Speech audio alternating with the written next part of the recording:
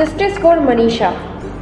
हरियाणा के भिवानी गांव की एक छोटी सी लड़की, सिर्फ 19 साल की, जो अपने पिता का बोझ हल्का करने के लिए, उनका हाथ बटाने के लिए वो बच्चों को स्कूल पढ़ाने जाती थी। लेकिन जैसे ही उसे पता चला कि आज बीएससी नर्सिंग के फॉर्म स्टार्ट हो रहे हैं, तो वो स्कूल से निकल गई कि कॉलेज से मैं कुछ जानकारियाँ प्राप्त कर सकूँ और अपनी आगे की पढ़ाई पूरी कर सकूँ।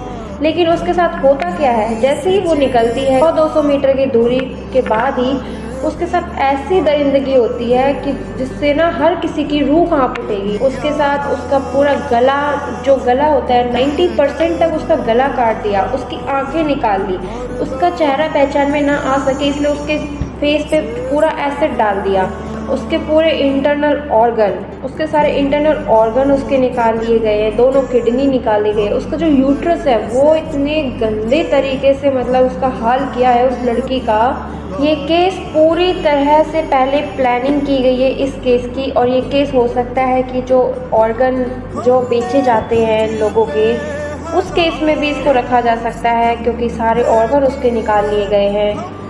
अदर कंट्रीज़ की तरह सीधे रेपिस्ट को एक बार में ही एनकाउंटर कर देना चाहिए, लेकिन अब यहाँ क्या कर रहे हैं, जो यहाँ के पुलिस अफसर है उनको सस्पेंड कर रहे हैं उनकी लापरवाही की वजह से। उनको सस्पेंड करने से कुछ नहीं होता।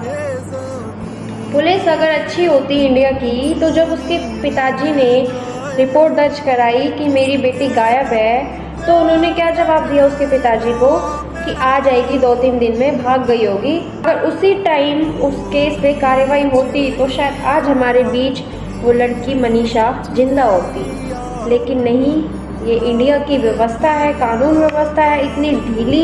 बेटी के साथ हुआ है, कल किसी और बेटी के साथ होगा, कब तक वो दरिंदे खोले घूमेंगे। यहाँ क्या होता है, एक केस आया, उसकी अदालतों में तारीख बढ़ती गई, केस ऐसे ही निकल जाता है, लेकिन उनको सज़ा कुछ भी नहीं दी जाती है। जो रेपिस्ट होते हैं ना, उनको एक बार में सीधे एनकाउंटर कर देना चाहिए, सीधे फांसी की सज़ा होनी चाहिए उनको।